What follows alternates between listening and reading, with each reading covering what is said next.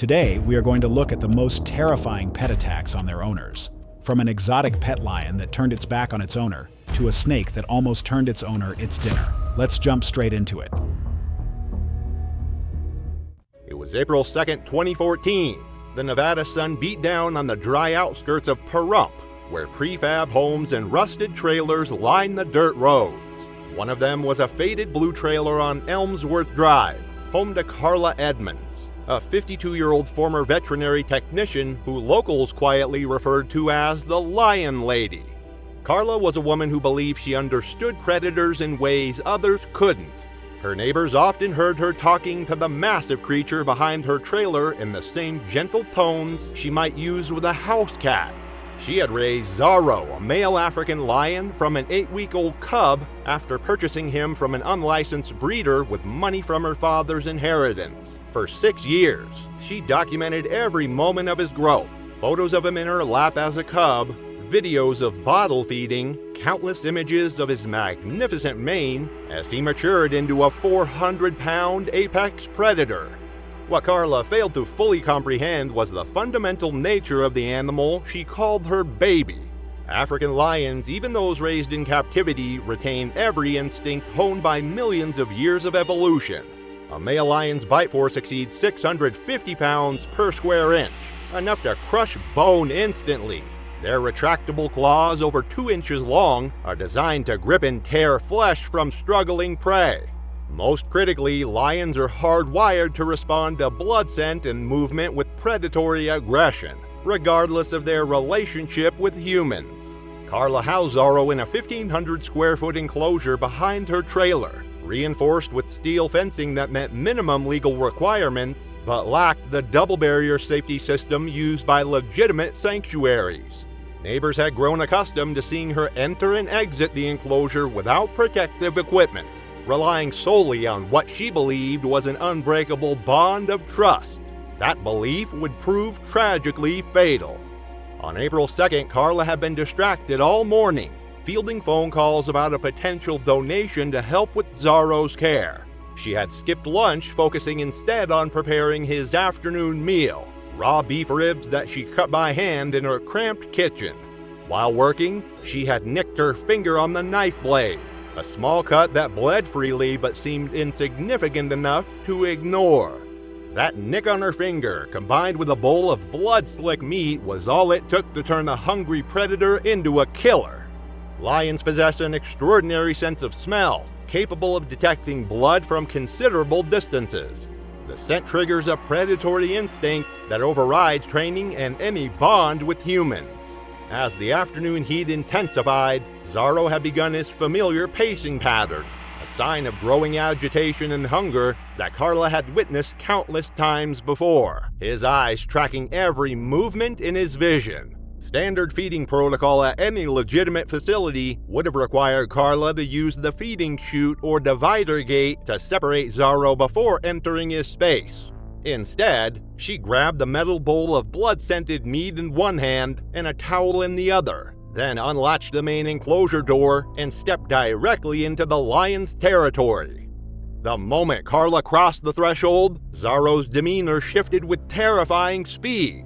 His pacing stopped abruptly as he locked onto the scent of fresh blood emanating from both her injured finger and the raw meat. His pupils widened, muscles tensed, and tail flicked, a clear warning Carla missed or misread. The attack was swift and devastating, with part of it captured by a security camera mounted on the opposite wall. Zorro's 400-pound frame launched forward with explosive force, closing the distance in a single bound. The impact as he slammed Carla against the steel fencing created a metallic crash that neighbors later described as sounding like a car accident. His massive jaws clamped around her neck with crushing force, likely piercing her carotid artery and collapsing her larynx instantly. Carla likely lost consciousness within seconds, her body going limp as the lion dragged her deeper into the dirt-floored enclosure. Mary Hill, a neighbor living 2 lots away, heard the initial impact but didn't recognize it as a sign of danger at first. She later told investigators she assumed Carla was moving equipment or yelling at the cat again, But when everything suddenly went quiet, she knew something was wrong. By the time sheriff's deputies and animal control officers arrived, nearly 20 minutes after Mary's frantic 911 call, Zorro was still circling Carla's motionless form. The lion's behavior had shifted into protective mode, guarding what his instincts now recognized as his kill. Officers initially attempted to drive him away using air horns and shouting, but Zorro refused to retreat from his prize. When the massive predator snapped aggressively toward an approaching officer, the decision was made to euthanize him on the spot. Multiple rifle shots were required to bring down the 400-pound lion, his body finally collapsing mere feet from Carla's remains. Carla Edmonds was pronounced dead at the scene, her body showing classic lion attack injuries. Later examination found older scars, healed bites and claw marks, evidence of earlier unreported close calls with Zorro. She likely dismissed these as accidents, never realizing they were early warnings that her bond had already begun to fracture. Her family, devastated by the tragedy and overwhelmed by media attention, chose to cremate her quietly and declined all interview requests. Local animal control officials used Carla's case as a centerpiece of a subsequent awareness campaign against unlicensed exotic pet ownership, highlighting the inherent dangers of keeping apex predators in residential settings. She thought a bond could override instinct. While 3 states away, a retired soldier stepped into a steel cage with a starving grizzly and the same fatal confidence. It was July 29, 2015.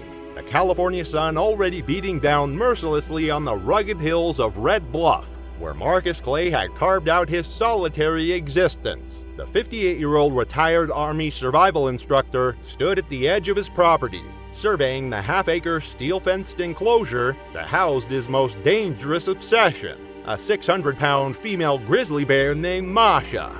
In the hours that followed, every lesson he thought he'd mastered would be ripped apart. Marcus had spent over 2 decades teaching soldiers how to survive in the world's most hostile environments. From the frozen tundra of Alaska to the scorching deserts of the Middle East, he had trained hundreds of military personnel in the art of staying alive when civilization fell away. His weathered hands bore the scars of countless wilderness encounters, and his steel-gray eyes reflected the confidence of someone who had faced death and emerged victorious time and again. After retirement, Marcus had retreated to his isolated patch of California wilderness, seeking the kind of solitude that only those who had seen too much of humanity's darker side could truly appreciate. But solitude wasn't enough for a man accustomed to adrenaline and danger. His fascination with apex predators had set the stage for a deadly miscalculation. Marcus never realized how lethal grizzlies are by design. Weighing up to 1,500 pounds and running over 35 miles per hour, they have 4-inch claws, a bite force strong enough to crush bone like an eggshell, and most critically, these bears possess an intelligence and unpredictability that makes them infinitely more dangerous than their size alone would suggest. Marcus had acquired Masha through the shadowy network of underground exotic animal dealers, purchasing her as a cub from a breeder who operated outside the reach of federal oversight. For 3 years, he had raised her in the steel-fenced enclosure he euphemistically called the yard, feeding her raw meat through a gated chute while maintaining what he believed was a respectful distance. The trouble started when a shipping error delayed Masha's food delivery. After 36 hours without eating, she grew visibly agitated, something Marcus noted in his journal but dismissed, writing that he'd calm her down himself. What Marcus ignored or didn't grasp is that a hungry grizzly is at its most dangerous, driven by instinct to get food at any cost. On the morning of July 29th, Marcus made the choice that would cost him his life. Instead of using the reinforced feeding gate, he grabbed a bag of scraps and entered through the main service door, previously writing that the chute felt too impersonal for what he saw as a bond. But some colleagues believe it was also about pride, a refusal to let a steel barrier mediate a connection he felt he had earned through control and consistency. The moment Marcus stepped into the enclosure, 3 years of relative docility evaporated in an instant as her predatory instincts took control. The scent of food combined with the stress of prolonged hunger triggered a response that Marcus's military training had never prepared him to handle. Marcia charged with the devastating power that had made grizzlies the apex predators of the North American wilderness. Her massive frame covered the distance between them in seconds, her 600-pound body moving with surprising agility across the dirt floor of the enclosure. Marcus barely had time to register the attack before her powerful jaws clamped down on his left arm just above the elbow. The force of her bite shattered bone instantly, and she used her incredible strength to yank him off his feet, dragging him toward a shaded corner of the enclosure like a rag doll. There, following instincts as old as her species, she pinned him down with her massive paws and began the methodical mauling that would end his life. A motion-triggered security camera mounted on a nearby post captured bits of the attack, showing the initial charge and moments of the struggle before cutting out. In the chaos, Marcus's phone, still in his back pocket, accidentally initiated the call to a former military colleague. The 2-minute recording that followed later served as key evidence for investigators, capturing Marcus's screams, the bear's heavy breathing, and the violent clang of the fencing as the struggle reached its peak. Then, abruptly, silence. His colleague immediately dialed 911. When sheriff's deputies and wildlife officials arrived at the scene, they found the outer gate locked and Masha pacing restlessly beside a blood-streaked patch of grass where Marcus's body lay motionless. The bear showed no signs of retreating. Officers used fire hoses to distract the bear, then cut the padlock on the enclosure. Inside, they found Marcus's body torn open and partially buried under shredded clothing, with deep claw marks, massive torso trauma, and signs the bear had begun feeding before being interrupted. Marcus Clay was declared dead at the scene. Masha, following California state policy regarding fatal captive animal attacks, was euthanized within hours of the incident. Authorities discovered that he had received multiple cease and desist letters from animal welfare organizations regarding his unlicensed grizzly bear, all of which he ignored. Friends and former colleagues described Marcus as fearless, principled, and driven, but also increasingly isolated and dismissive of safety warnings. His military experience had given him confidence in dangerous situations, but it also created a dangerous blind spot regarding the fundamental unpredictability of wild animals. In the aftermath of his death, local wildlife officials used Marcus's case to highlight the inherent dangers of keeping apex predators in private settings. His property was eventually sold and cleared, the steel enclosure dismantled and hauled away. After a soldier misjudged the limits of a starving grizzly, a teenager in rural Oklahoma made an even deadlier mistake. He forgot to lock the gate on a full-grown tiger. It was October 18, 2016, and the mist hung low over the wooded hills near Broken Bow, Oklahoma. Deep within the sprawling property owned by the Dunn family, a converted barn stall held a secret that would soon turn deadly. Inside, a 300-pound Bengal tiger named Rozzy paced behind makeshift barriers, watching every move of the young man who had raised him. While other teenagers in rural Oklahoma spent their Friday nights at football games and weekend bonfires, 21-year-old Caleb Dunn immersed himself in the shadowy world of exotic animal ownership. He spent countless hours watching big cat rescue videos and following illegal exotic pet forums, fascinated by people who claimed to have formed bonds with apex predators that defied conventional wisdom. When Caleb turned 18, a modest inheritance from family land sales provided him with the means to pursue his dangerous obsession.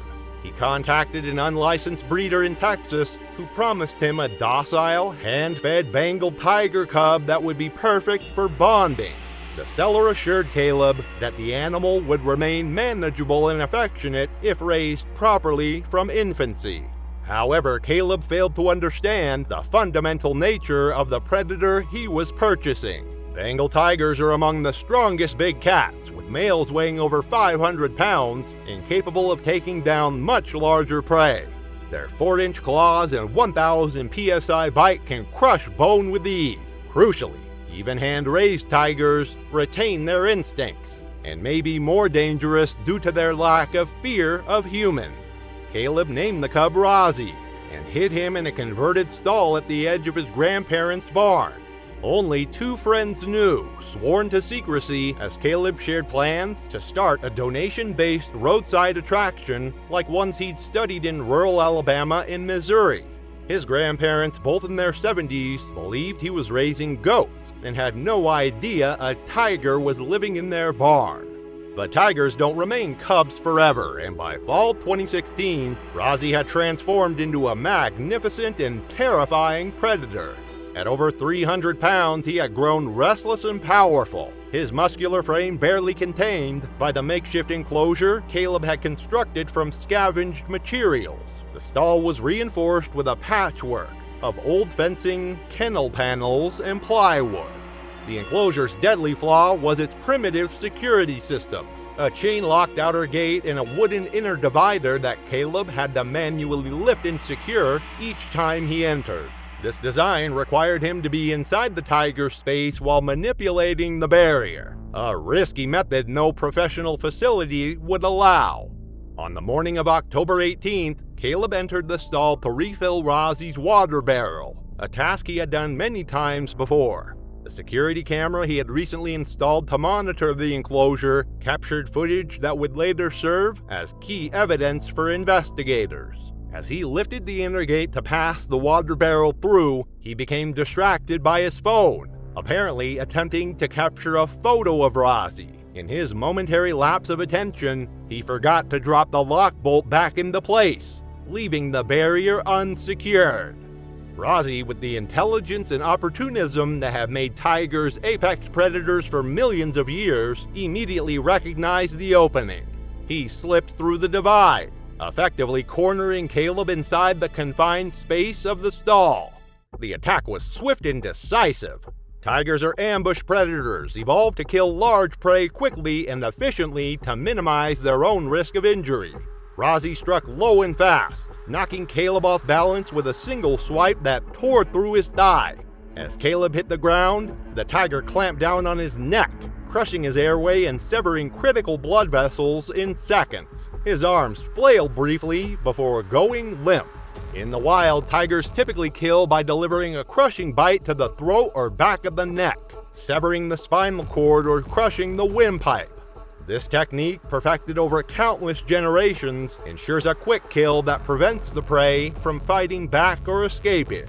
Hours later, Caleb's friend Tyler arrived for the afternoon feeding to an unsettling silence. The stall door was ajar, and inside he found Caleb's body partially buried in straw, torn by deep claw marks and massive trauma. Rozzy paced calmly inside, likely satisfied with the kill. Tyler immediately called 911. When authorities arrived after an hour, they found themselves facing a scenario that highlighted the dangerous reality of illegal exotic animal ownership. Wildlife officials tranquilized Rozzy and transported him to a legitimate sanctuary in Colorado, where staff described the tiger as well-fed but completely unsocialized, a dangerous combination that made him unsuitable for any form of human interaction. Caleb's grandparents, visibly shaken and devastated by the revelation of what had been happening on their property, insisted they had no knowledge of the tiger's presence. Caleb's funeral was held quietly in Broken Bow, attended by a small group of friends and family still reeling from the shock. His grandparents, overwhelmed with guilt and grief, chose not to speak publicly again about what happened. After one teenager's secret tiger turned a routine feeding into a fatal mauling in his makeshift barn pen, hundreds of miles away, a middle-aged woman's unlicensed primate sanctuary would become her tomb. It was March 3, 2013, with rain clouds hanging over the outskirts of Macon, Georgia. Inside a small ranch-style home on Peachtree Lane, 67-year-old Laura Estes moved through rooms crowded with cages, perches, and the strong odor of animals soaked into the walls. Neighbors described her as quiet and stubborn, traits that had kept her committed to rescuing strays, but also set the stage for what would kill her. Laura's journey into exotic animal ownership had begun innocently enough. Throughout her life, she had rescued cats, dogs, and even the occasional raccoon, nursing them back to health in her spare bedroom before finding them proper homes. But as she aged and grew more isolated, her rescue efforts had taken a darker turn. By 2013, her home had become an unlicensed menagerie housing several primates, including her most prized possession, Toby, an 11-year-old male chimpanzee she had raised from infancy. Laura had acquired Toby as an infant through the shadowy network of exotic animal dealers, bottle feeding him in her living room and treating him like the child she had never had. For over a decade, she believed her bond with Toby overrode natural instincts. She called him gentle and misunderstood, ignoring his 130-pound size and past aggressive behavior. But adult male chimpanzees are among the most dangerous animals on Earth, possessing strength that can exceed 5 times that of an adult human. Their muscular arms, designed for swinging through forest canopies, can generate crushing force capable of tearing limbs from their sockets. Most critically, chimpanzees are highly intelligent and emotionally volatile creatures whose behavior can shift from docile to violently aggressive in seconds, often triggered by seemingly minor provocations. The warning signs had been accumulating for years. Neighbors regularly complained about the noise, the screaming, chattering, and occasional shriek at night. Friends who visited rarely came back, uneasy about the chaos and clear danger. Toby had already shattered a reinforced screen door during a storm, his panic-driven strength breaking through with ease. But Laura stayed convinced they shared a deep bond, insisting to others that Toby loved her and that their connection was something most wouldn't understand. That connection proved tragically one-sided. On the morning of March 3rd, the drumming of rain against the windows had begun to agitate Toby in his reinforced kennel, which Laura had welded into the corner of a converted guest room. The confined space, barely adequate for such a large and intelligent animal, had become a source of increasing stress as Toby matured. Wild chimpanzees roam large territories and engage in complex behaviors that captivity can't replicate. As the rain worsened, Toby grew frantic, screaming and slamming the bars of his cage so hard the noise filled the house. Exhausted and overwhelmed, Laura finally reached her limit. Against her usual routine, Laura decided to release Toby from his kennel earlier than scheduled, hoping that freedom to move around the house would calm his agitation. The moment she opened the door, Toby stormed out with pent-up energy of a creature that had been confined too long in too small a space. In his agitated state, Toby immediately began engaging in destructive behavior, a common response among captive primates experiencing stress. Her home security camera captured him grabbing a plastic shampoo bottle from a side table and began chewing on the cap, his powerful jaws easily crushing the plastic. When Laura attempted to remove the bottle from his grasp, she made the deadly mistake of treating him like a misbehaving child rather than a powerful wild animal.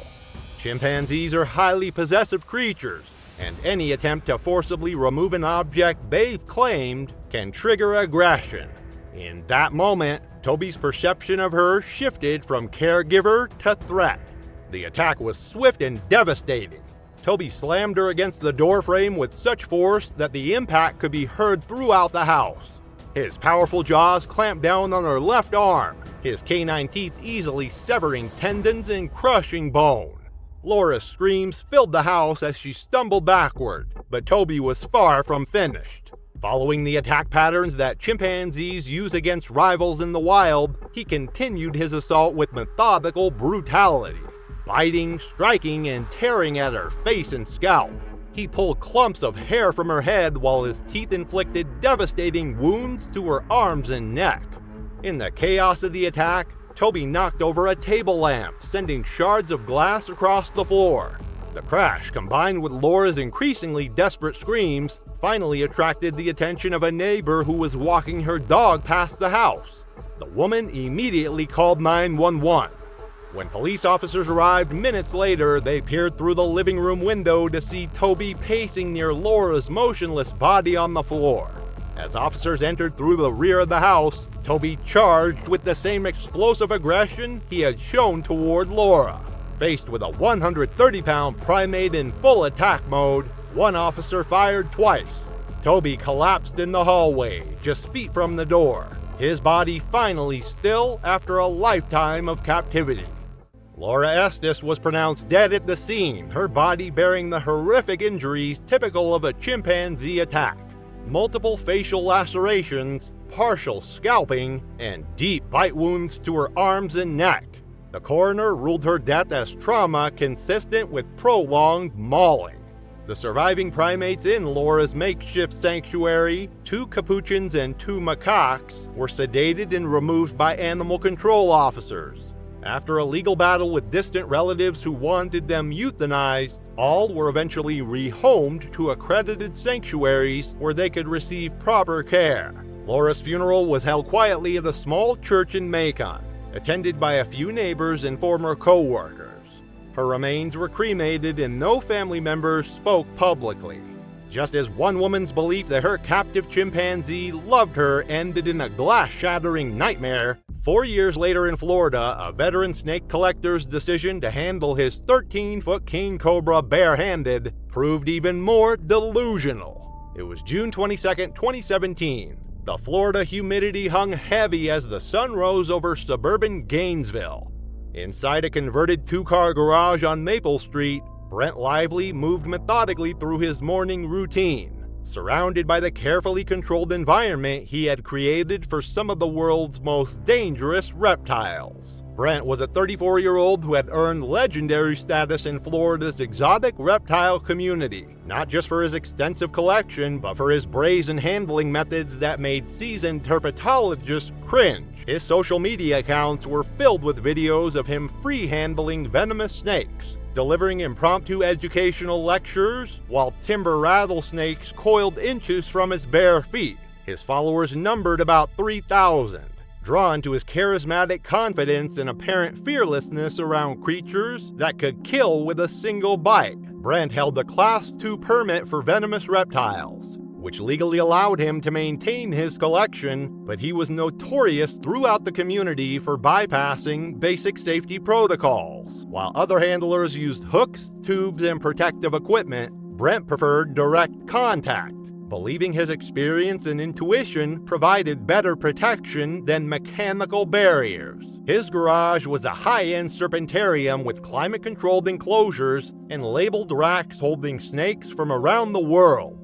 Its most dangerous resident was Krishna, a 13-foot king cobra from Thailand, strong, alert, and notoriously unpredictable. King cobras are not true cobras but belong to their own genus, Ophiophagus, which literally means snake eater. They are the world's longest venomous snakes, capable of growing over 18 feet in length and possess a level of intelligence that sets them apart from other serpents. Unlike many venomous species that strike and retreat, king cobras are aggressive defenders of their territory, capable of sustained attacks and multiple envenomations. On the morning of June 22nd, Brent began his routine cage maintenance, a process that required relocating Krishna to a freshly cleaned glass enclosure. Standard protocol uses a hook to guide the snake into a secure tube before transfer, minimizing contact and reducing strike risk. But Brent had always prided himself on his unconventional methods. Instead of using proper equipment, he reached directly into Krishna's enclosure, intending to lift the massive cobra by grasping it just behind the head, a technique he had demonstrated countless times in his social media videos. This time, however, Krishna was not in a cooperative mood. The king cobra, sensing the approaching hand as a threat to its territory, recoiled with lightning speed and struck Brent's wrist with surgical precision. The bite occurred just above his glove line, where a gap in his minimal protective gear left bare skin exposed. The half-inch fangs injected neurotoxic venom directly into Brent's bloodstream. Unlike tissue-destroying venoms, king cobra venom shuts down the nervous system by blocking signals between nerves and muscles. Surveillance footage later reviewed by authorities captured Brent's reaction with chilling clarity. Rather than panic or immediately seek professional medical help, he grimaced briefly, then walked calmly to his back room where he kept emergency supplies. Brent grabbed a vial of Thai anti-venom meant for king cobras, and without training or proper tools, tried to inject it himself. Anti-venom requires precise dosing and monitoring, even in hospitals. Brent's attempt was not only ineffective, but risked severe allergic reactions that could worsen the envenomation. As the venom took hold, Brent sat in his chair, vision blurring and fingers falling from paralysis. He tried to send a final message, but it was never completed. 3 weeks later, a FedEx driver making his regular delivery noticed packages piling up by Brent's front door, an unusual sight for someone who regularly received reptile supplies and equipment. A strong, unpleasant odor emanating from the house prompted the driver to contact authorities. Brent's funeral was held quietly by a small circle of family members who had long distanced themselves from his snake-keeping lifestyle. His remains were cremated and no formal obituary was published. Following the incident, Florida Fish and Wildlife officials conducted a full inspection of the property and revoked Brent's venomous reptile license. The case prompted legislative proposals to tighten private ownership regulations for high-risk exotic species. 10-year-old Lily Morgan lived in a sprawling countryside home in rural Pennsylvania with her parents Robert and Catherine. The Morgans were wealthy pharmaceutical executives who traveled frequently for business, leaving Lily in the care of various babysitters. What made the Morgan household unique, however, was Max, a 7-year-old male chimpanzee that Robert had purchased as an exotic pet when Lily was just 5. Robert had always been fascinated by primates. When the opportunity arose to purchase a baby chimp from a bankrupt zoo in 2001, he jumped at the chance, ignoring Catherine's concerns. Robert insisted that he'd be like a brother to Lily, and that these animals are incredibly intelligent. With proper care, they're perfectly safe. For the first few years, Max was indeed the perfect companion. He was playful, affectionate, and seemed to adore Lily. The Morgans spared no expense for their unusual family member, building a spacious enclosure attached to the house with climbing structures, toys, and even a small swimming pool. Max had his own bedroom, complete with a custom-built bed and television. He ate at the dinner table with the family, using utensils and drinking from a glass. Visitors to the Morgan home were always astonished by how human-like Max behaved. But as Max entered adolescence, subtle changes began to emerge in his behavior. He became more territorial about his living space and possessions. There were incidents, small at first, that the Morgans dismissed or rationalized away. Max had torn apart a couch when left alone too long. He'd bitten Catherine when she tried to take away a chocolate bar he'd stolen from the pantry. He'd thrown a tantrum when Lily had friends over, forcing the playdate to end early. Robert often reassured that Max was simply going through a phase, just like any teenager. Catherine, however, had her doubts. She had been reading about chimpanzees and knew they became stronger and more unpredictable with age. The thought of finding Max a sanctuary had crossed her mind more than once, but Robert dismissed the idea, believing Max was part of the family. On a crisp autumn morning in October 2005, the Morgans prepared for an overnight business trip to New York City. They had arranged for Jessica Winters, a 23-year-old graduate student from the local university, to babysit Lily. Jessica had babysat Lily several times before, and the Morgans trusted her around Max. She wasn't easily rattled by animals and had even worked at a local wildlife center, which reassured Robert that she'd handle things just fine. At the time, regulations on exotic pet ownership were weak, allowing families like the Morgans to keep dangerous animals with little oversight. While some states required permits, many had no restrictions at all, treating primates like household pets rather than unpredictable wild animals. It wasn't until high-profile attacks like the tragedy that would soon unfold in the Morgan home that lawmakers began pushing for stricter bans on private ownership of chimpanzees and other dangerous wildlife. Before leaving, Catherine handed Jessica a detailed list of instructions, outlining Lily's schedule, which was posted on the fridge. Max usually stayed in his enclosure when they were away, but there was a note that he might get lonely. If he seemed calm, he would be let inside for an hour or so in the afternoon. Jessica responded with confidence, assuring Catherine that she and Max got along well. As the Morgans' car disappeared down the driveway, Jessica turned to Lily with a smile, suggesting a movie marathon or baking cookies. But Lily's gaze drifted to Max's enclosure, visible through the large windows. The chimpanzee was watching them intently, his dark eyes tracking their every move, waiting. Lily eagerly chose baking, mentioning that Max loved cookies. The morning passed pleasantly with chocolate chip cookies, board games, and the first Harry Potter movie. But by early afternoon, Max's hooting grew louder, more insistent. Something felt off. Lily brushed it off, explaining he always got restless around this time and that her father usually let him in. Jessica hesitated, remembering Catherine's warning. Max could only come inside if he was calm. She asked if this was normal. Lily reassured her it was just his way of seeking attention. Jessica would soon realize how wrong she was. Against her better judgment, she followed Lily to the back door. As they approached, Max fell eerily silent, waiting by the entrance. Lily insisted he was fine. After a brief hesitation, Jessica unlocked the door.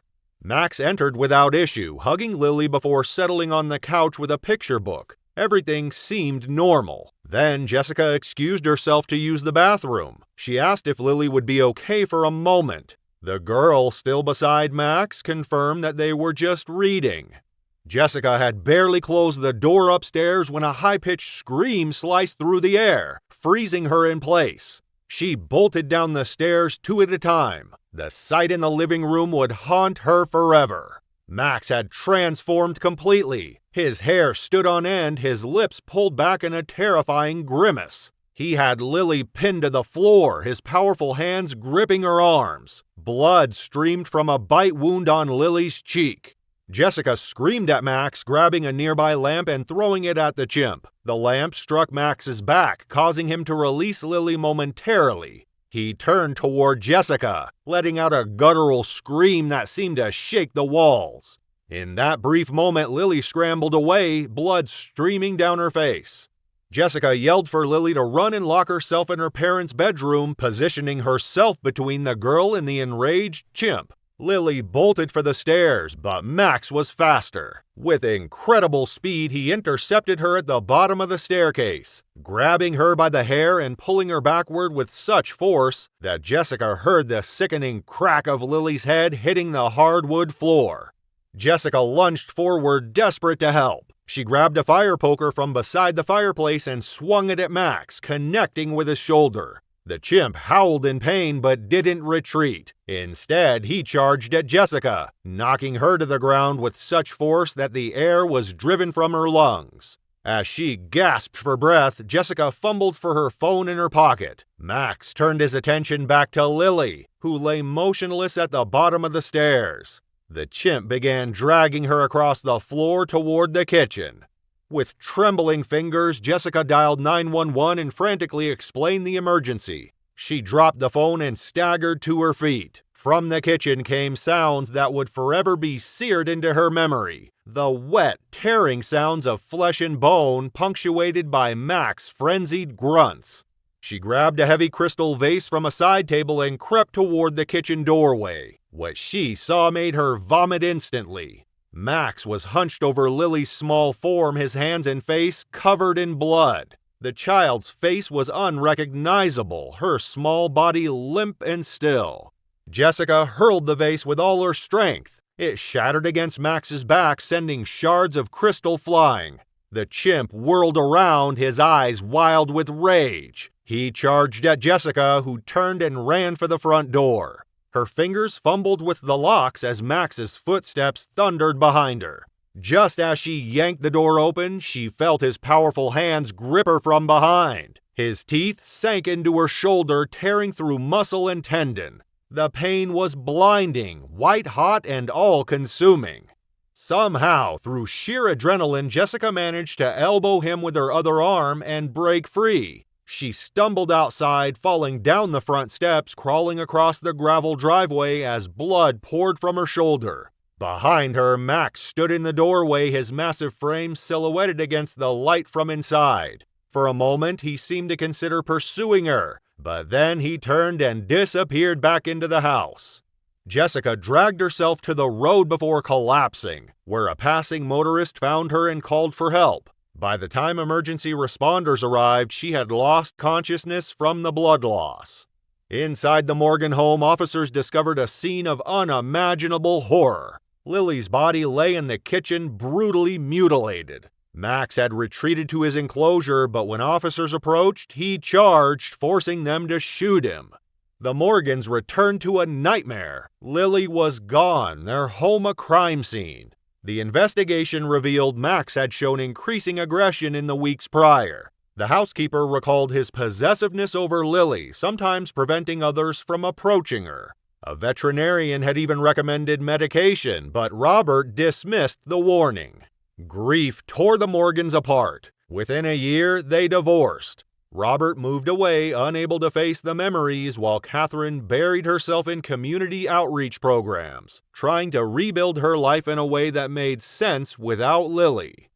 The Morgan tragedy was a stark warning. Chimpanzees are never truly tame. But Max was not an anomaly. Across the world, others learned the same brutal lesson. In the dense jungles of Africa, a seasoned wildlife photographer stepped too close to danger, unaware that his final shot there would be the last he ever took. James Harrington, a wildlife photographer from Montana, had spent 25 years capturing animals in their natural habitats across 6 continents. His work had appeared on the covers of National Wildlife, Kamas, The Nature of the West, and other local publications. At 48, he was known for his fearless approach and deep fascination with great apes, gorillas, orangutans, and especially chimpanzees. His specialty was capturing their expressions, the almost human-like emotions in their eyes, earning him a reputation as one of the best in his field. In April 2019, James embarked on what he believed would be the crowning achievement of his career, a 3-month expedition to the remote Nyawenge forest in Rwanda to document a rarely photographed community of wild chimpanzees. This particular group had been studied by primatologists for years, but few quality images existed of them in their natural habitat. James was determined to change that. The journey to Nyungwe was grueling. After landing in Kigali, James endured an 8-hour ride over rough, unpaved roads to reach Kitabi, a remote village on the edge of the vast rainforest.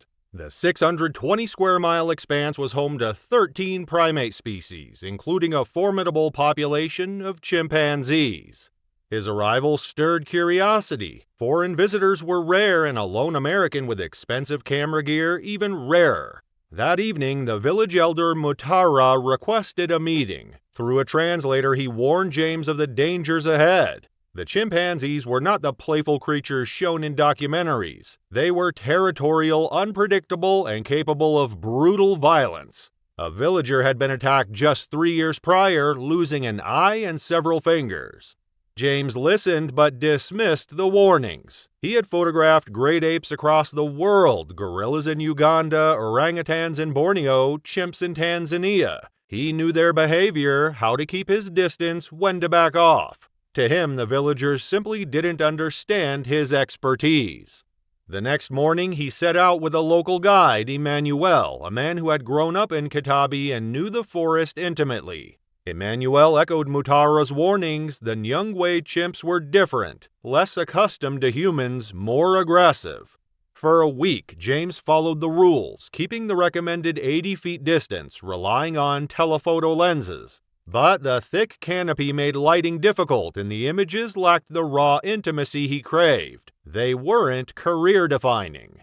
Frustration took hold. He needed to get closer. On the 10th day, he told Emmanuel they were going deeper toward a community led by a notorious alpha male named Kegoma. Emmanuel hesitated. The group was unpredictable, rarely studied. But James had already made up his mind. James insisted, and reluctantly, Emmanuel agreed. They set out before dawn, hiking for 3 hours through increasingly dense vegetation. The humidity was oppressive, and James's clothes were soon soaked with sweat. But his excitement grew as they began to hear the distant calls of chimpanzees echoing through the forest. Around mid-morning, they found the group. About 20 chimpanzees were scattered across a small clearing and in the surrounding trees. Some were grooming each other, others were feeding on fruits, and a few juveniles played chase among the lower branches. At the edge of the clearing sat Kegoma, an imposing male with a silver-flecked back and scarred face that spoke of many battles.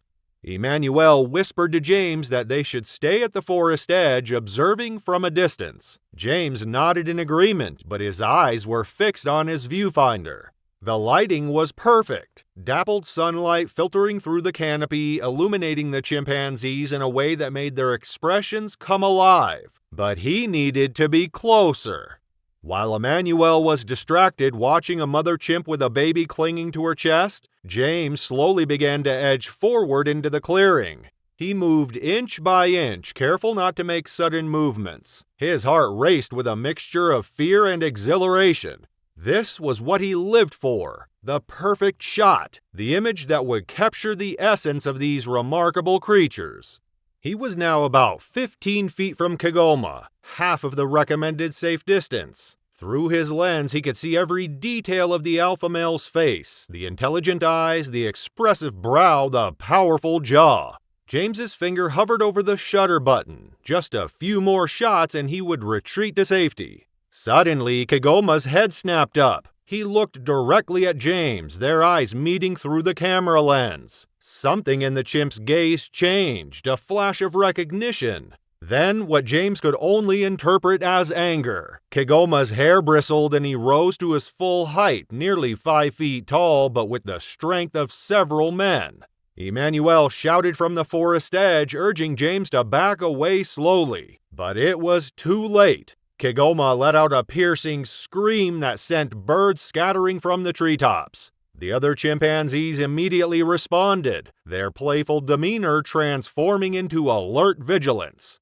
James began to back away, but his foot caught on a root and he stumbled. His expensive camera fell to the forest floor, and that moment of vulnerability was all Kegoma needed. The alpha male charged, covering the distance between them with terrifying speed. James had no time to run. Kegoma slammed into him with the force of a linebacker, knocking him flat on his back. The air rushed from James's lungs as he hit the ground. Before he could recover, Kegoma was on him, powerful hands gripping James's arms with crushing strength. The chimpanzee's teeth, larger and sharper than James had ever realized, flashed as Kegoma bit down on James's face. The pain was excruciating, unlike anything he had ever experienced. He could feel his cheekbone shatter under the pressure of the chimp's jaws. Emmanuel was screaming, trying to distract Kegoma, but the alpha male was focused entirely on his attack. 2 other male chimps joined the assault, grabbing James's legs and biting into his thighs, severing arteries and tearing through muscle. As James Harrington lay dying on the forest floor, clarity struck. His years of experience, his belief in a connection with wildlife, none of it mattered. To the chimpanzees, he wasn't a photographer, he was a threat. Emmanuel survived by scaling a tree, watching in horror until the chimpanzees finally disappeared. When rescuers arrived, they found James's body torn apart. His camera lay untouched, its memory card holding the last image he ever captured. Kegoma staring straight into the lens. A gaze not of human-like emotion, but something ancient and unknowable. The photograph won posthumous acclaim, its raw power admired worldwide. But few realized they were looking into the eyes of the creature that had ended James's life. His body was sent home to Boston. Emmanuel never entered the deep forest again, and in Katabi, Elder Matara told James's story to every visitor, a warning carved in blood. Chimpanzees were not to be underestimated. But James was not the last to learn that lesson. Far from Yungwei, in a remote village where humans and chimps lived side by side, another tragedy was about to unfold. The village of Mbaso on the edge of Uganda's Kibale forest had long coexisted with its wild neighbors. The villagers respected the chimpanzees, keeping a careful distance. Amara Nkosi, a 32-year-old midwife and mother of 5, had spent her life here. Her husband, Taban, worked as a guide for researchers studying the forest. He was the first to notice the shift. In April 2017, as the rains began, strange things started happening. Food stolen, water containers overturned, eerie noises from the forest after sunset. Taban suspected the chimps. The group's dominant male, Kondo, had been killed in a brutal fight, and his successor, Mosi, was bolder, more aggressive. Under his rule, the chimps were venturing closer to the village, watching instead of retreating. The council dismissed Taban's concerns at first. Chimpanzees had always been there, powerful but not a direct threat. They reinforced food storage and urged caution, but did little else.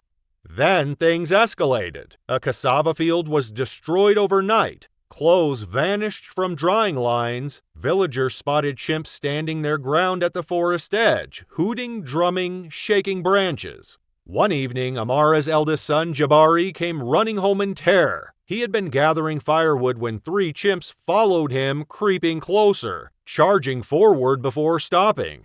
They only retreated once he reached the village. That night, Taban and several men kept watch. At midnight, they heard them. Pant hoots and screams closer than ever. Flashlights revealed a dozen chimps pacing the perimeter, edging into the village clearing before retreating. The men shouted, banged pots, and drove them back temporarily. The chimps kept returning. By morning, the council finally acted. A message was sent for wildlife authorities. New rules were put in place. No one entered the forest alone. Children stayed in the village center, and all food was locked inside. But it was too late. The chimps were no longer just watching. They were preparing to strike. The message to authorities would take days, but life in Mbaso couldn't pause. The village depended on the forest for essentials: firewood, food, medicine, and most crucially, water. 3 days after the council meeting, the water supply was nearly gone. With no rain to replenish the communal containers and her youngest children showing signs of dehydration, Amara led a group of 7 women, including her sister-in-law Naya, to the spring deep in the forest. Armed with machetes and sticks, more for comfort than defense, they set out at midday, planning to return before sunset. The silence was unsettling. No bird calls, no rustling in the undergrowth. The usual chatter among the women faded into uneasy quiet. They reached the spring and hurried to fill their containers. The water trickled slowly, delaying their departure. Amara scanned the trees, sensing something was wrong. Then Naya stiffened, eyes wide. Amara followed her gaze. Perched on a low branch, watching them intensely, sat Mosi, the new alpha male. His scarred shoulder caught the light, a warning of the violence he had already survived.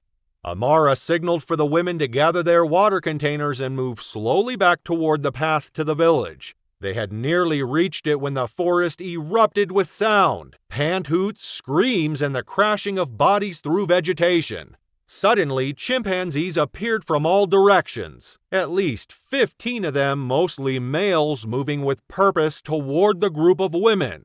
Panic took hold. The women dropped their water containers and ran, their planned orderly retreat forgotten in the face of the approaching threat. Amara shouted for them to stay together, but fear scattered them. Some ran directly for the village path. Others veered off in different directions, disoriented by terror. Amara found herself running alongside Naya and 2 other women. They could hear the chimps behind them gaining ground with each passing second. The forest floor was treacherous. Roots, fallen branches, and uneven ground threatened to trip them with every step. Naya fell first, her foot catching on a root. As she hit the ground, her scream pierced the forest. Amara stopped and turned back, unwilling to abandon her sister-in-law. The other two women hesitated briefly but continued running when they saw what was happening. 3 male chimps had reached Naya. The largest, Mosi, grabbed her arm with incredible strength, dragging her backward as she struggled to regain her footing. The other two circled, hooting and displaying, their hair bristling to make them appear even larger. Amara raised her machete and rushed forward, swinging the blade at Mosi. The sharp edge connected with his arm, drawing blood. The alpha male released Naya with a scream of pain and rage. For a moment, Amara thought they might escape. She pulled Naya to her feet and they began to run away. They had covered perhaps 30 feet when Amara felt a crushing weight slam into her back. She was driven face first into the ground, the impact knocking the air from her lungs. Mosi had recovered and charged after them, targeting Amara in retaliation for the wound she had inflicted. What followed was a frenzy of violence. Mosi's powerful hands gripped Amara's shoulders, flipping her onto her back. His teeth, far larger and sharper than human teeth, sank into her face. The pain was blinding, overwhelming. She could feel her cheekbone crack under the pressure of his jaws. More chimps joined the attack. They targeted her extremities, hands, feet, and limbs, biting and tearing with methodical savagery. One chimp grabbed her right arm and pulled with such force that she felt the shoulder joint dislocate. Another bit into her calf, tearing away a chunk of muscle. Through a haze of pain and terror, Amara was dimly aware of Naya screaming, of more chimps arriving, of the sound of branches breaking and vegetation being trampled. Then, mercifully, darkness closed in. Naya had managed to escape the immediate attack and ran screaming toward the village. Her cries alerted Taban and other men who had been working nearby. They grabbed spears and machetes and raced toward the forest, shouting and making as much noise as possible to scare off the chimps. By the time they reached Amara, the attack had been underway for nearly 15 minutes. The chimps scattered as the men approached, melting back into the forest with final screams of defiance. What they left behind would haunt the villagers of Mbaso for generations. Amara lay motionless on the blood-soaked ground. Her face was unrecognizable. Her right arm nearly severed, and large portions of flesh had been torn from her legs and torso. Taban fell to his knees beside his wife, but it was immediately clear that she was beyond help. The other women who had gone to collect water had fared better. All had escaped with their lives, though 3 had suffered injuries from falls or glancing attacks. The village of Mbaso descended into mourning and fear. Amara's body was prepared for burial according to tradition, but the usual 3-day funeral had to be abbreviated and held entirely within the village center. No one dared venture near the forest edge. The wildlife authorities arrived 4 days after Amara's death. They brought researchers and trackers who specialized in chimpanzee behavior. What they discovered was disturbing. The chimpanzee community led by Mosi had undergone what the scientists called a cultural shift. The death of the previous alpha and the rise of Mosi had coincided with increasing habitat pressure from illegal lodging on the far side of their territory. The chimps had been forced into closer contact with humans, and under Mosi's leadership they had lost their fear of people. More concerning, they had learned that humans could be prey. The attack on Amara wasn't random aggression. It was a coordinated hunting behavior similar to how chimpanzees hunt monkeys or small antelope. The authorities relocated the people of Mbaso to a new settlement several kilometers away, beyond the chimpanzees' territory. The original village was abandoned, left to be reclaimed by the forest. Taban, now a widower with 5 children to raise, found work at a conservation center, using his knowledge to help researchers understand and prevent similar conflicts. The chimpanzees remained in Kibale Forest, their number slowly declining as habitat loss continued. Mosi led his community for another 7 years before being killed in a territorial dispute with a neighboring group, but the behavioral changes he had instituted outlived him. The chimps of Kibale became known among researchers as one of the few documented cases of a chimpanzee community that had systematically hunted humans. For the former residents of Mbaso, the forest that had once been their home and provider became a place of nightmares. They told their children and grandchildren to respect the chimps from a distance, to understand that beneath the seemingly human expressions and behaviors lurked wild creatures capable of calculated violence. Most importantly, they taught them that the delicate balance between humans and wildlife could shift in an instant, transforming a generations-old coexistence into deadly conflict. It was March 6, 2018, and late summer heat lingered in Pretoria as 15 guests gathered at Francois du Toit's property for a barbecue. The 42-year-old wildlife volunteer had built his identity around dangerous animals, a passion that began in childhood during safari expeditions across Kruger National Park.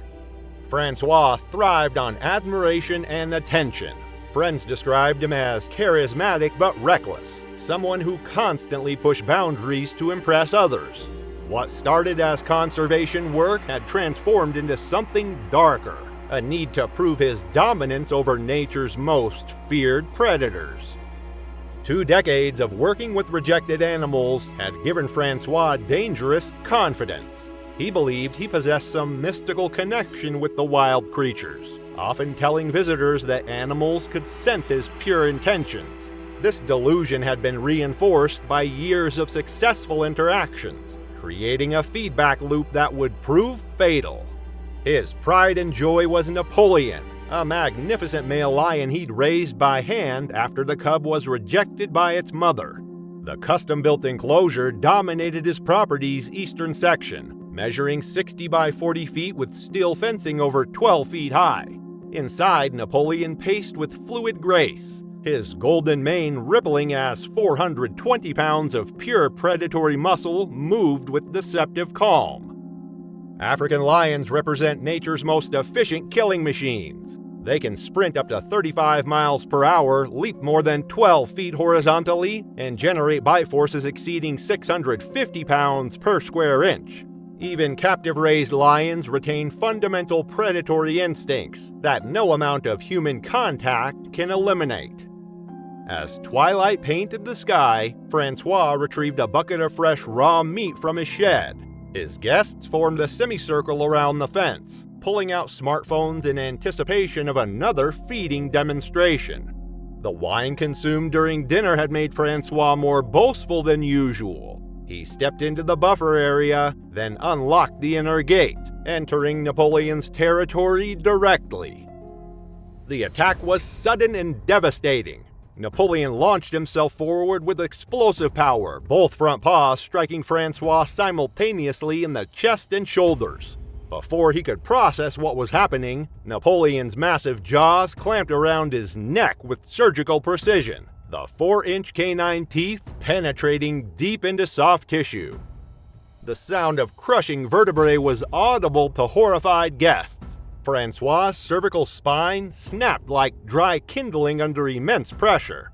Blood erupted from puncture wounds, spraying across the dirt in arterial spurts. Napoleon's predatory instincts took complete control as he shifted his grip to Francois' left trap muscle and upper chest. The lion's powerful neck muscles contracted as he began the characteristic head-shaking motion that big cats use to tear flesh from bone. Deep lacerations opened across the shoulder and collarbone, exposing white bone beneath mangled tissue. Guests erupted into screams while someone frantically dialed emergency services. Napoleon repositioned over Francois' prone arm, his massive weight pinning the torso to the ground. The lion's jaws found purchase around the lower jaw and left side of the face, the crushing bite force pulverizing bone and cartilage. With a violent upward jerk, Napoleon tore away tissue from neck to cheekbone. Gripping the body by the torso, Napoleon began dragging his victim toward the far corner, away from screaming witnesses. Once reaching his preferred feeding spot, Napoleon settled down and began feeding methodically. Police arrived with sirens wailing as Napoleon lay contentedly beside Francois's partially consumed remains, blood matting his golden mane.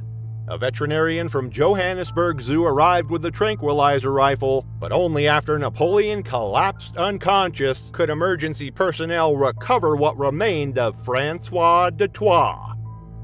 But Napoleon's story pales compared to what happened in rural Ohio, where a woman's obsession with proving tigers could be gentle house pets led to an even more horrific end during a live-streamed grooming session.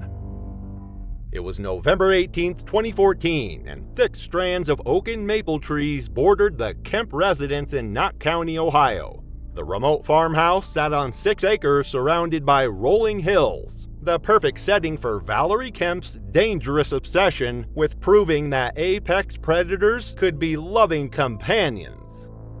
Valerie was driven by desperate need for validation and attention.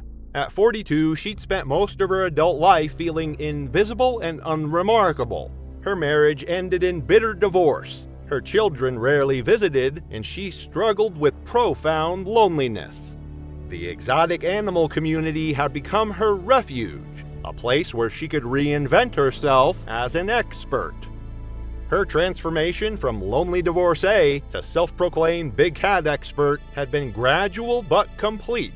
She'd spent hours researching tiger behavior, joined online forums, and gradually convinced herself that she possessed special insights into feline psychology. What started as genuine fascination had evolved into dangerous delusion.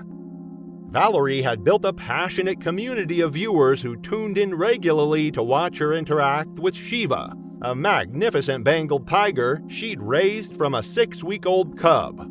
The tiger had been her constant companion for 5 years, living inside the house like an oversized domestic cat. She genuinely believed their bond transcended the natural order. That evening, Valerie had invited 2 special guests to witness Shiva's grooming routine. Dr. Marcus Webb, a local veterinarian who had repeatedly warned her about the dangers, and Jennifer Martinez, her closest friend, who had grown increasingly concerned about Valerie's reckless behavior. Shiva was an absolutely magnificent specimen, measuring nearly 10 feet from nose to tail tip and weighing just over 500 pounds. His coat displayed the classic Bengal pattern, brilliant orange with bold black stripes. His massive head featured piercing amber eyes and 4-inch canine teeth. Bengal tigers represent the apex of feline evolution. Native to the Indian subcontinent, they're the largest wildcats in the world, with males regularly exceeding 600 pounds. Their bite force exceeds 1,000 pounds per square inch. At exactly 7:30 p.m., Valerie positioned herself beside Shiva, who was lying on his side in a relaxed state. She held the professional grooming brush, speaking to her online audience about how gentle and loving Shiva really was. For nearly 12 minutes, the session proceeded without incident, with Shiva remaining calm and cooperative. At 7:42 p.m., Valerie turned her back briefly to adjust the laptop's camera angle. She reached across the coffee table, her attention focused on the screen for perhaps 3 seconds. In that instant, something fundamental shifted in Shiva's demeanor, a switch that flipped from domesticated companion to apex predator. Without warning, the tiger's predatory nature asserted itself with terrifying swiftness. Shiva rose to his feet with fluid grace, his massive frame uncoiling like a spring. The attack was sudden and devastating as the tiger lunged forward, clamping his jaws around Valerie's left thigh, his 4-inch canines penetrating deep into muscle tissue. The force of the bite was so powerful that her femur cracked audibly under pressure. Valerie's scream filled the room as Shiva's grip tightened, his jaw muscles contracting with hydraulic force. Dr. Webb shouted in alarm, reaching for a push broom while Jennifer backed toward the front door. Shiva then began the characteristic head-shaking motion, thrashing his massive head from side to side, tearing through muscle, tendons, and blood vessels. The tiger's weight dragged Valerie down onto the carpet, her back striking the floor with a sickening thud. Shiva repositioned himself over her prone form, his amber eyes displaying the cold focus of a predator in full hunting mode. The tiger's next bite targeted Valerie's torso, clamping down below the ribcage. Crushing force compressed internal organs while canine teeth punctured through skin and muscle into the abdominal cavity. Blood began pooling beneath her body, soaking into the carpet and spreading outward in an ever-widening crimson stain. Dr. Webb finally connected with emergency services, screaming into the phone for immediate assistance. By the time the first police officers burst through the front door exactly 9 minutes after the initial 911 call, Valerie's body had stopped moving entirely. Shiva stood over his victim, blood dripping from his muzzle onto the carpet below. Officers drew their weapons, while the tiger's amber eyes fixed on the new arrivals with predatory interest. Sergeant Rodriguez made a decision that would haunt him for the rest of his career, raising his weapon and firing 3 shots in rapid succession. Yet even this tragedy seems tame compared to what unfolded at a Florida pool party, where a social media influencer's quest for viral fame led to a feeding frenzy that his followers would never forget. It was September 3rd, 2017, and humid Florida air hung thick over the suburban neighborhood of Lakeland, where Spanish moss draped from ancient oak trees like funeral shrouds. The afternoon sun blazed mercilessly, pushing temperatures into the mid-90s. Rick Mendez was addicted to attention and validation in the digital age. At 39, he'd built his entire identity around his social media presence, particularly on TikTok and Instagram, where videos featuring Princess regularly garnered hundreds of thousands of views. What had started as genuine fascination with reptiles had morphed into something more dangerous, a relentless pursuit of viral content. The backyard pool party was meant to be the ultimate content creation opportunity. His nephew Miguel's 8th birthday combined with a live demonstration that would surely break his previous view records. Ricky had been planning this moment for weeks. Princess was an impressive specimen, measuring just over 7 feet from snout to tail and weighing approximately 180 pounds. Her dark armored hide bore scars from early life in the wild before Ricky had acquired her through questionable channels 5 years earlier. The modified above-ground pool dominated the far corner of the property, originally intended for swimming but drained and converted into a habitat for Princess. The pool walls had been reinforced with concrete blocks, and a custom filtration system maintained water quality in what Ricky proudly called his backyard Everglades. American alligators represent one of nature's most successful predators, virtually unchanged by evolution for over 200 million years. They're perfectly adapted for life as ambush hunters in aquatic environments, capable of remaining motionless for hours, then exploding into action with lightning speed. The birthday party was in full swing by 4 p.m. with approximately 15 guests ranging from young children to elderly grandparents. Adults clustered around patio tables with cold beers, while children ran around the yard, their laughter mixing with sounds of Latin music that would soon be replaced by screams. At exactly 4:12 p.m., Ricky stepped over the pool's edge into the shallow water, his bare feet finding purchase on the concrete bottom. Princess lay motionless on her basking platform with only her eyes and nostrils visible above the waterline, appearing almost statue-like in her stillness, a deception that would prove fatal. What happened next defied all of Ricky's previous experience with Princess. Without any warning signs, Princess exploded into motion with terrifying speed that had made her species apex predators for millions of years. Her massive jaws opened to reveal rows of canonical teeth, and she lunged forward, clamping down on Ricky's left forearm with crushing force that shattered the radius and ulna instantly. The sound of breaking bones was clearly audible above the sudden screams of party guests. Ricky's confident smile vanished, replaced by an expression of shock and disbelief as Princess's jaws locked around his arm like a biological vice. With Ricky's arm still trapped in her jaws, Princess immediately began the death roll that is the signature killing technique of all crocodilians. She began spinning rapidly in the water, her powerful tail providing the torque necessary to generate tremendous rotational force that created devastating stress on joints and bones. Ricky's screams of agony filled the backyard as Princess continued her deadly rotation.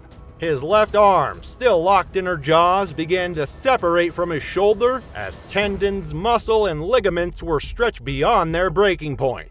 Blood clouded the pool water, creating a crimson swirl that followed the alligator's movements. Party guests reacted with a mixture of horror and paralysis. Children screamed and ran toward the house while adults stood frozen in shock. Carmen Mendez, Ricky's sister, began screaming his name while frantically dialing 911 with trembling fingers. Princess completed her first death roll and surfaced briefly, Ricky's mangled arm still clamped in her jaws. The force of rotation had torn his shoulder from its socket, and his left arm now hung at an impossible angle, connected to his torso by only a few remaining strands of muscle and skin. But Princess wasn't finished. Repositioning her grip, she released Ricky's destroyed arm, only to clamp down on his midsection with even greater force. Her teeth penetrated through his ribs and into internal organs, while the second death roll proved even more devastating than the first, spinning with mechanical precision that pulverized bone and tissue. Emergency services arrived to find a scene that defied training and experience. Captain James Morrison, a 20-year veteran, had dealt with various animal attacks, but nothing had prepared him for the blood-filled pool, floating body parts, and massive alligators still circling her victim with predatory satisfaction. Dr. Sarah Chen, the county's wildlife veterinarian, made the difficult decision to use lethal force rather than risk additional casualties. The rifle shot that ended Princess's life echoed across the suburban neighborhood, finally allowing rescue personnel to enter the pool and recover what remained of Ricky Mendez. The man who had built his identity around viral fame had achieved his final moment of internet infamy, but the cost was everything he had. But even this horror pales beside our final story from rural Romania, where a farmer's 8-year bond with an orphaned bear cub ended in the most brutal betrayal of trust imaginable. It was August 12, 2018, and the eastern Carpathian Mountains cast long shadows across the Popescu farm as the last day of the village harvest festival drew to a close. The air carried the sweet scent of ripening barley mixed with the earthy smell of ancient forests, a pastoral scene that would soon be shattered by primal violence. Lionel Popescu was shaped by the rhythms of rural Romanian life and a deep connection to the natural world. At 55, his weathered hands bore the calluses of someone who had spent decades working the soil. He was known throughout the region as someone with an almost mystical ability to connect with animals. Lionel's reputation as an animal whisperer had been built over decades of successful interactions with everything from injured wolves to abandoned fox cubs. Neighbors often brought him creatures they found in distress, and his success rate was legendary. This track record had given him dangerous confidence in his ability to tame even the most formidable predators. 8 years earlier, a female brown bear, weakened by a harsh winter and unable to care for her newborn cub, had been found dead near the village outskirts. The tiny cub, barely 3 weeks old and weighing less than 2 pounds, would have perished within hours without immediate intervention. When local authorities planned transport to a wildlife sanctuary, Lionel volunteered to provide temporary care. What began as a short-term rescue evolved into something permanent, as Lionel bottle-fed the cub every few hours, kept him warm, and gradually introduced solid foods as he grew stronger.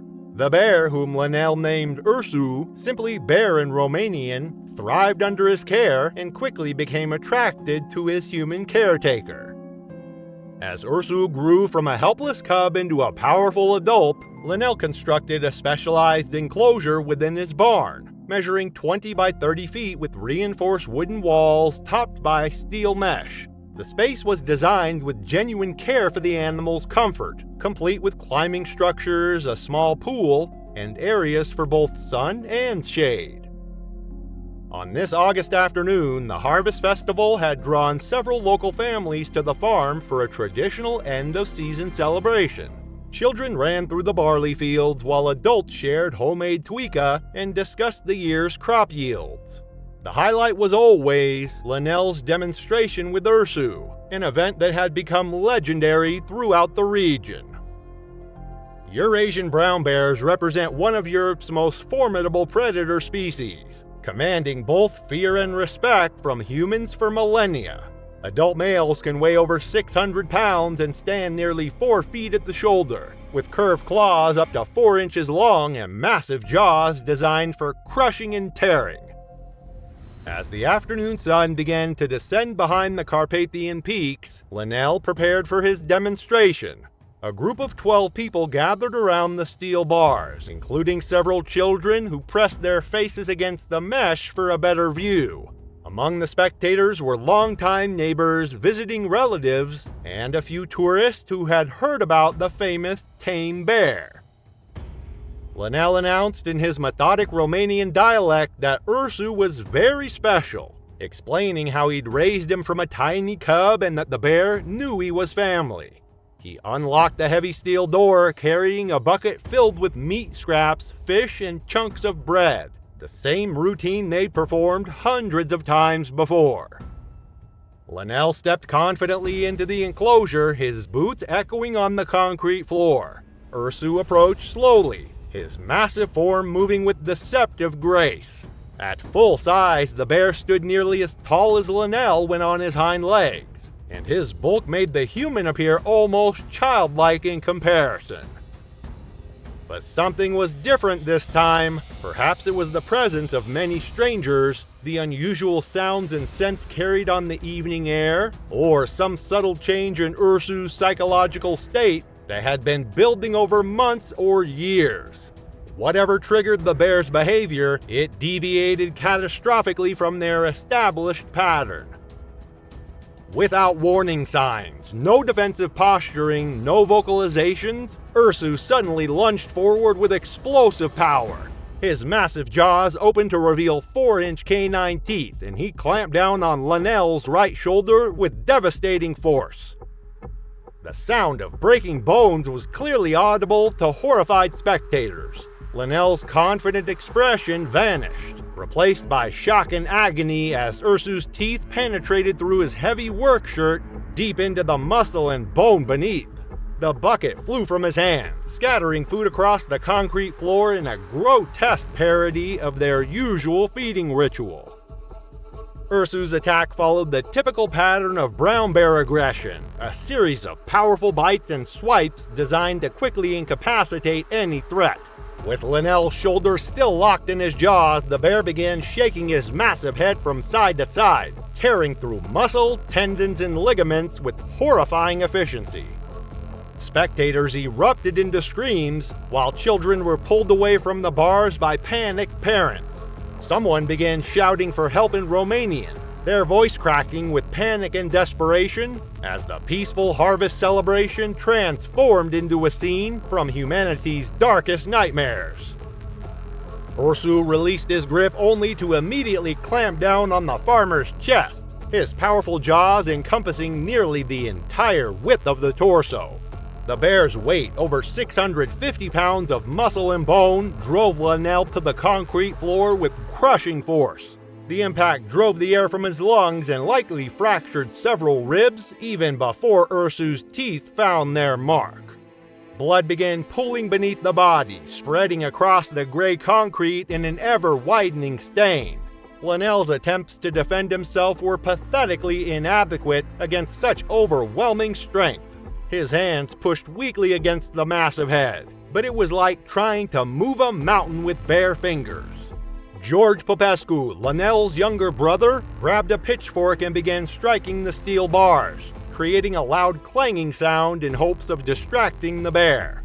He shouted desperately for Ursu to stop, to get away from his brother, his voice breaking with desperation and grief as he watched 8 years of trust and love dissolve into primal savagery. But Ursu was operating on pure predatory instinct now, his domesticated conditioning completely overwhelmed by millions of years of evolutionary programming. The bear stood on its hind legs to his full height, making him appear even more massive, then brought his full weight down on Linnell's prone form with bone-crushing impact. The farmer's ribs cracked audibly under the impact, and blood began flowing from his mouth as internal injuries mounted. Ursu's next bite targeted the abdomen, his powerful jaws clamping down below the rib cage, penetrating through skin and muscle into the abdominal cavity, causing massive internal trauma that no medical intervention could repair. The sound of approaching vehicles cut through the evening air, as a neighbor who lived several kilometers away had heard the screaming carried by the mountain wind and called the local gendarmerie. 2 police vehicles raced up the winding dirt road, their sirens wailing across the peaceful countryside. Sergeant Alexandru Radu, a 25-year veteran, emerged with his service weapon drawn. He dealt with various wildlife incidents throughout his career, but nothing had prepared him for this scene. The sight of a mutilated body lying in a pool of blood while a massive bear paced nearby triggered his training in dealing with immediate threats to public safety. With no tranquilizer equipment available and Ursu showing continued signs of agitation, there was no time to wait for specialized wildlife authorities. The rifle shot that ended Ursu's life echoed across the Carpathian foothills, causing flocks of birds to rise from the surrounding forests in a dark cloud. The massive bear collapsed beside Linnell's body, his 8-year journey from orphaned cub to beloved pet to killer finally at an end. Paramedics arrived 20 minutes later, but their services were no longer needed.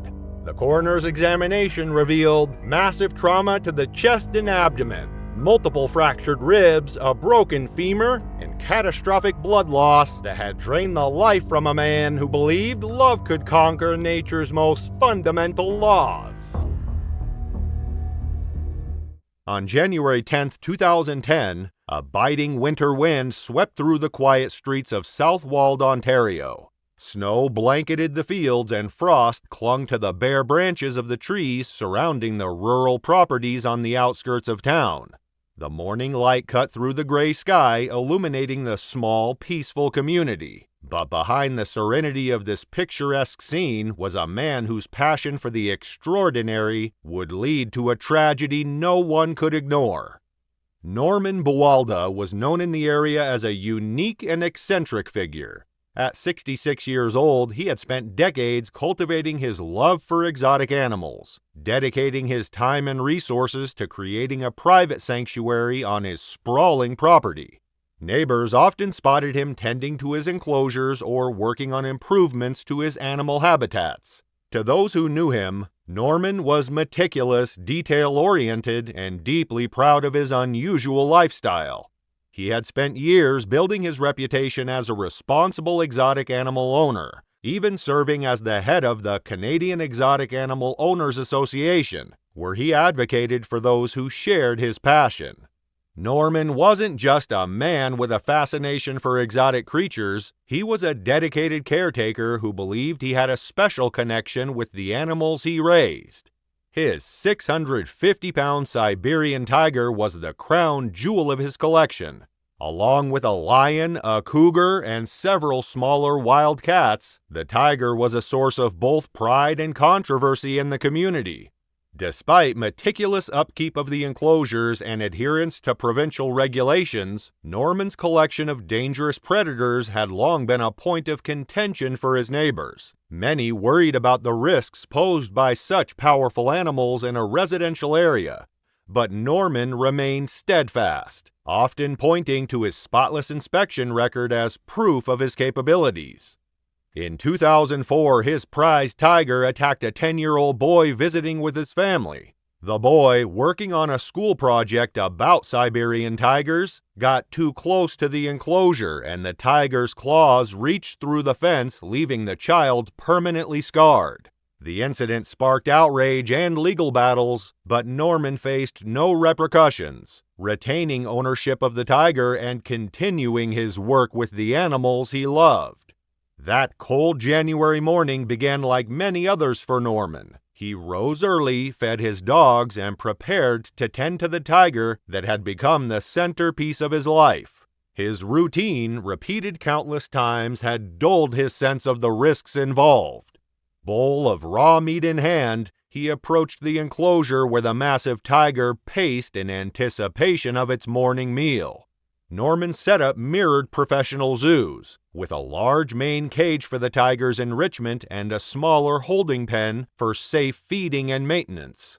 Protocol required luring the tiger into the holding pen before entering the main enclosure, but Norman chose to ignore these precautions. Viewing the tiger as more of a companion than a predator, he walked into the main cage, closing the gate behind him. The tiger was already waiting, pacing near the center of the cage. Its sheer size and muscular frame were a fearsome sign of the power it held, a power Norman had seen in action when the tiger attacked the 10-year-old boy years earlier. Yet Norman approached with confidence, setting the bowl of meat on the ground a few feet from the tiger. The animal moved toward the meal, its paws crunching on the frosty ground, and began to eat. But then Norman made a fatal mistake. As he turned to leave the enclosure, he turned his back on the tiger. In the wild, turning one's back on a predator signals vulnerability, and even the most well-trained animals can't suppress their instincts entirely. The tiger, sensing the opportunity, abandoned its meal in an instant. With shocking speed, it lunged at Norman, knocking him off his feet. The sheer force of the tiger's body sent him sprawling to the ground, and before he could react, its powerful jaws clamped down on his neck. The tiger's teeth tore through flesh and muscle with ease, severing arteries and nearly decapitating him in a single motion. Pinned beneath the predator, Norman stood no chance of escape. The tiger's massive paws dug into his body, holding him in place as it began to drag him across the enclosure. Despite the raw meat it had been given moments earlier, the tiger's instincts had taken over entirely. Norman was no longer its caretaker. He was prey. For the next 2 hours, the tiger fed on Norman's body. It tore into his torso, consuming everything from his chest to his feet. The bowl of raw meat sat untouched in the corner, forgotten in the frenzy of the kill. When Norman's cousin arrived later that morning for an unannounced visit, she was met with a scene of unimaginable horror. The tiger, its snout and paws smeared with blood, stood over what little remained of Norman's body. The sight sent her into a state of shock so severe that she required hospitalization and sedation for days afterward. When authorities arrived, they found the tiger pacing in its enclosure, its massive frame smeared with blood from what remained of Norman's body. Calm but imposing, the animal was secured with the help of wildlife professionals who sedated it before removing it from the property. The tiger was eventually sold to a private collector at an undisclosed location, fueling ongoing debates about the ethics of keeping such dangerous predators after fatal incidents. Investigators concluded that Norman had bypassed essential safety protocols, opting to feed the tiger directly rather than confining it to the holding pen. His overconfidence in his connection with the animal proved fatal, as the predator's instincts took over. Though his enclosures met legal standards, his handling practices exposed the dangers of keeping exotic creatures in captivity. Norman's death prompted renewed calls for stricter regulations in Ontario, highlighting the risks of underestimating the true nature of such animals. Norman's story wasn't the only one to highlight the dangers of keeping exotic animals in captivity. These creatures, no matter how contained, are guided by their instincts and remain untamed. This is a truth Sergei would come to learn the hard way. By keeping a bear named Grumbler on his property, he discovered in the most devastating way that the wild will always remain wild. On a frigid December morning in 2018, the snow-covered landscape of Ozersk, Russia, lay in deep silence. The forest surrounding the small, remote town was blanketed in white, its towering pines standing motionless against the icy wind. It was the kind of morning that felt timeless, where nature reigned supreme. But on the outskirts of town, this peaceful scene masked the aftermath of a tragedy that would leave the community both horrified and bewildered. Sergei Grigoriev, 41, was a man deeply connected to the wilderness. Born and raised in the rural outskirts of Ozersk, he had spent his life living off the land, hunting for food, and selling furs to make a modest living. To those who knew him, Sergei was a rugged outdoorsman, perfectly suited to his isolated lifestyle. His 2 loyal dogs were his constant companions, joining him on hunting trips or lounging by the fire in his rustic home. But Sergei's most unusual companion was a massive brown bear named Grumbler, a wild predator that he had raised from a cub. Grumbler had come into Sergei's life 4 years earlier after Sergei shot and killed the bear's mother in self-defense. Finding 2 orphaned cubs hiding nearby, Sergei built a makeshift enclosure on his property, caring for them until he could find homes. While 1 cub was adopted, Grumbler remained. Sergei refused to part with the bear after learning potential adopters planned to use it as bait to train hunting dogs. Instead, he kept the animal, believing he could provide it with a better life. For years, Grumbler lived on Sergei's property, initially roaming freely but later confined to a sturdy cage after an incident in which the bear injured one of Sergei's dogs. Despite warnings from neighbors and family, Sergei insisted that Grumbler was harmless as long as proper precautions were taken. However, by 2018, Grumbler had grown into a fully mature brown bear, weighing hundreds of pounds and driven by instincts Sergei could no longer control. That December, Sergei's closest neighbor Dmitry visited for their monthly tea. As they chatted, Dmitry noticed Grumbler pacing restlessly in his cage. He remarked that the bear, like all of its kind, should have been hibernating during the harsh winter months. Instead, Grumbler seemed agitated, pulling at his chains and growling softly. Dmitry warned Sergei, but as always, Sergei dismissed the concerns, confident in his ability to handle the animal. The following morning, Sergei decided to let Grumbler out of the cage to stretch his legs. He believed the bear's agitation was due to lack of movement, and a short walk on a leash would calm him down. Holding the heavy chain that served as the leash, Sergei opened the cage and let Grumbler out into the snowy yard. The bear followed at first, but when the chain tightened, Grumbler began to resist.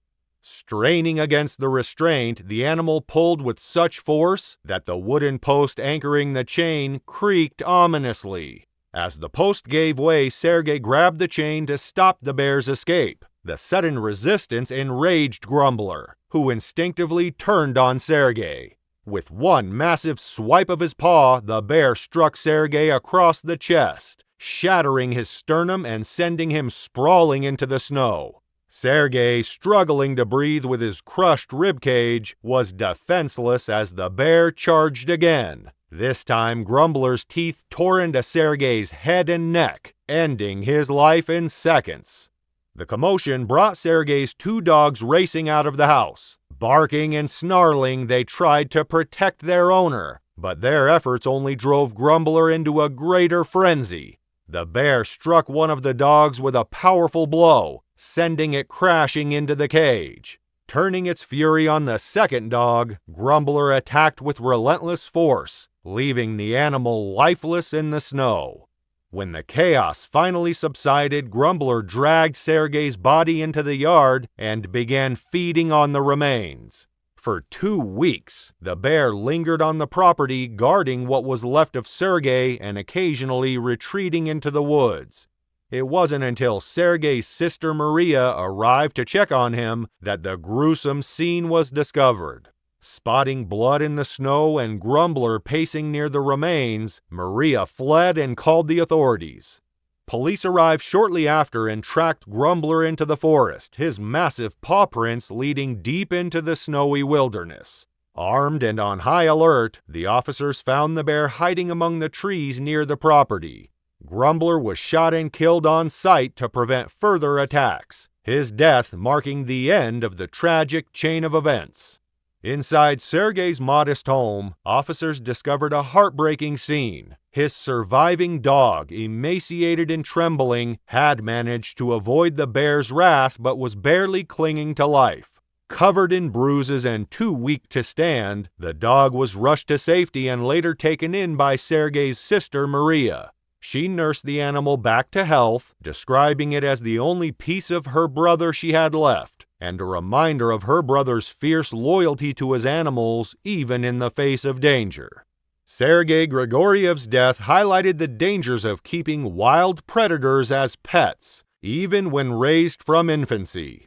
His confidence in his bond with Grumbler blinded him to the animal's instincts, which, as the tragic incident proved, could never be fully suppressed. But Sergei wasn't the only one who placed misguided trust in dangerous creatures. In another part of the world, Michael's story unraveled under eerily similar circumstances. With multiple lions on his property, Michael believed he was an exception to the rules of nature, ignoring repeated warnings from those who feared for his safety. Tragically, he too would learn that no bond can tame the wild, and the consequences of his choices would prove just as devastating. On a frosty March morning in 2019, the small Czech village of Zidikov stirred to life beneath a pale winter sky. Nestled in the Moravian Silesian countryside, this quiet town was surrounded by snow-dusted hills and thick forests. It was the kind of place where neighbors exchanged friendly nods, and life moved at a slower pace. But beneath the calm of that frosty morning, a predator's cage held the beginnings of a tragedy, one that would leave blood in the snow and the village forever haunted by what escaped. Michael Prasek, a 33-year-old resident of Zidikov, was a man of contradictions. To many in the village, he was a mystery, both reclusive and friendly, deeply passionate but fiercely stubborn. He lived with his father in their modest family home on the edge of town, where he had turned their property into an unusual sanctuary for exotic animals. His fascination with wildlife had become an obsession in 2016 when he acquired Fufi, a young male lion. 2 years later, he purchased a lioness, adding Cleopatra to his collection and setting his sights on breeding the animals. Neighbors were uneasy from the start. Lions, after all, were not typical residents of the Moravian countryside. Concerns grew as the animals matured into powerful predators, each weighing more than 400 pounds.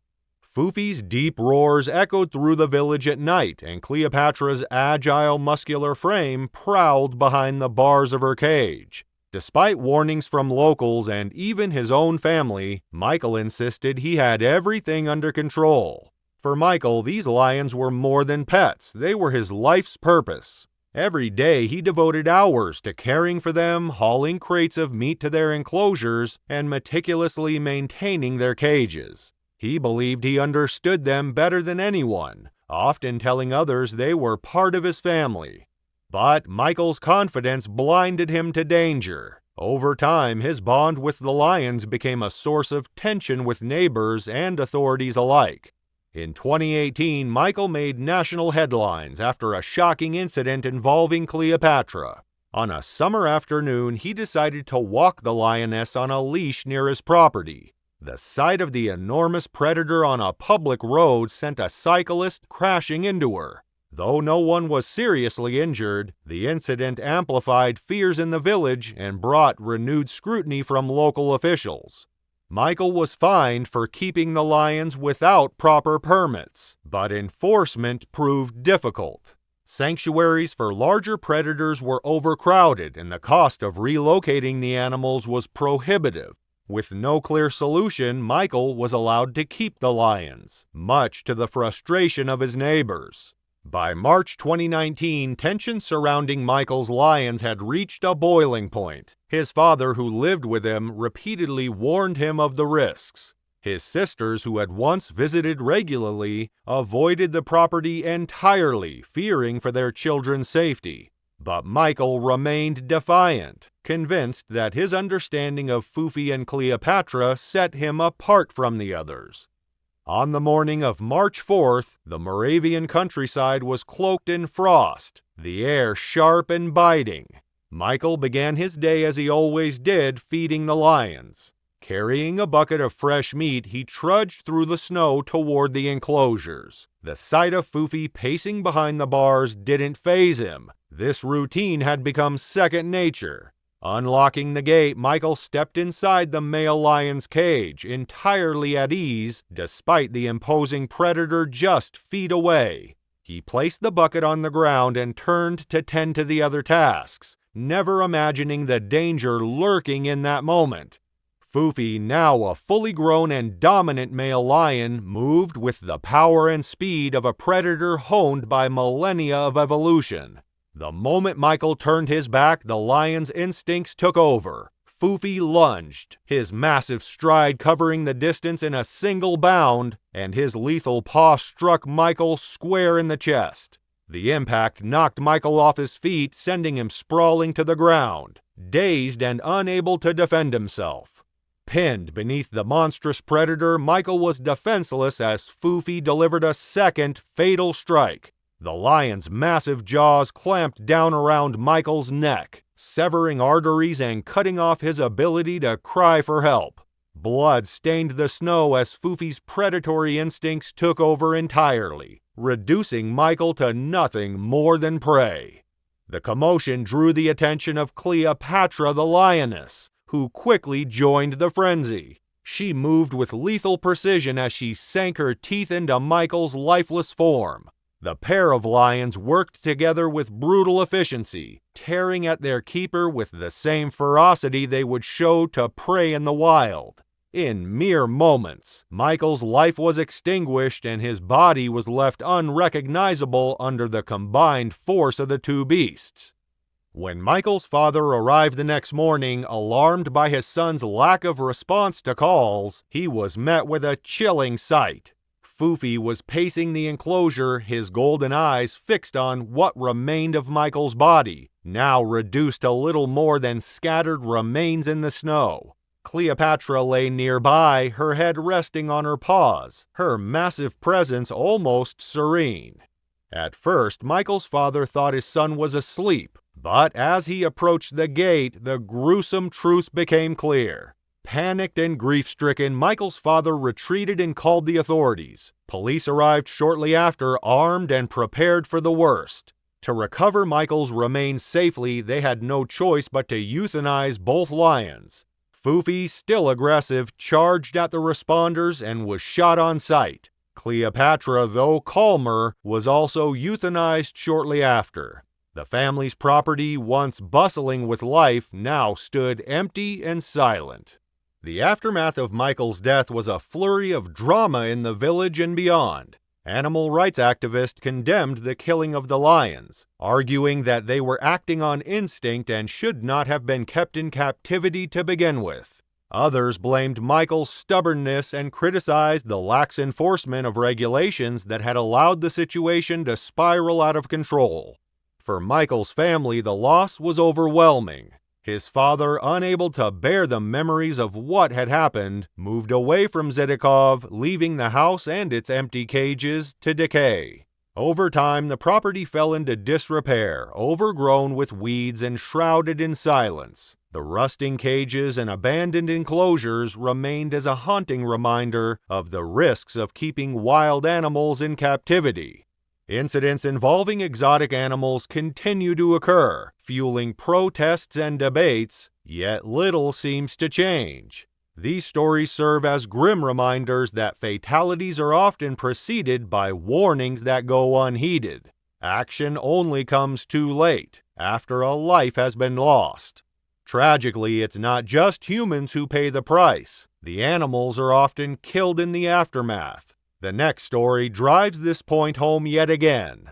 Amanda's decision to keep a python as a pet, a creature far from domesticated, proved to be a fatal mistake. She learned in the most devastating way why exotic animals should never be treated as anything but wild. On October 21, 2008, the crisp autumn air settled over Virginia Beach, Virginia, as the quiet suburban neighborhood on Witch Duck Road began its usual routine. The modest townhouses stood neatly in rows, their windows glowing warmly as residents prepared for the day ahead. But behind the doors of one unassuming townhouse, a silent predator was about to strike, moments away from unleashing a tragedy that would shock the nation. Amanda Ruth Black, 25, was well known in her community for her love of animals. The wife of a Navy officer, Amanda worked at Pet Paradise, a local pet shop, where her knowledge of exotic creatures earned her a reputation as an expert. Her passion for reptiles, especially snakes, set her apart.